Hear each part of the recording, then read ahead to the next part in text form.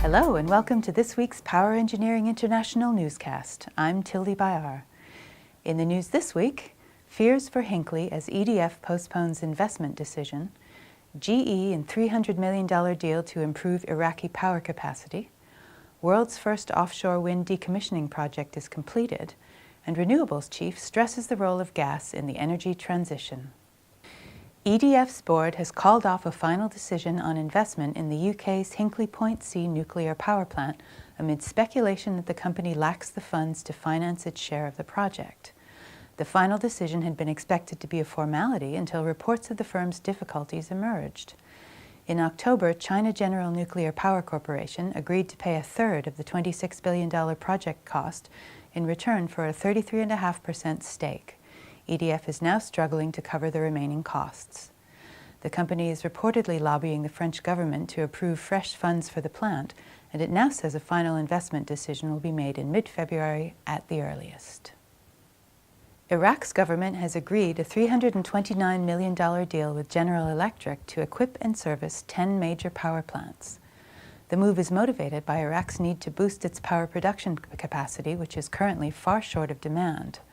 Iraq is still emerging from years of conflict and sanctions, and the 1,000 megawatts set to be added are aimed at addressing the power shortages associated with infrastructure damage. A spokesman for the nation's energy ministry noted that additional funding is needed in order to avoid grid collapse. In summer, when temperatures in Iraq climb to 50 degrees Celsius, demand is around 21 gigawatts, while the grid currently provides around 13 gigawatts. Vattenfall has completed the first ever project to decommission an offshore wind farm. The 10-megawatt Yttre Stengrund wind farm has now been removed from Sweden's Kalmar Sound. Work began in November on dismantling the 5 wind turbines, which had been operational since 2001 and owned by Vattenfall from 2006. Maria Hassel, project manager for the decommissioning operation, said the turbines were an early model and only about 50 of them were produced.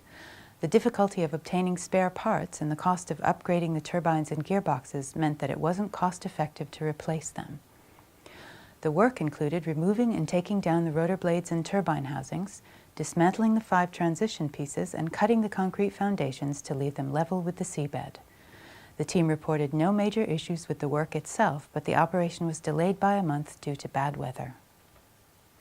The executive director of the International Renewable Energy Agency has stressed the importance of gas in a shift to cleaner electricity.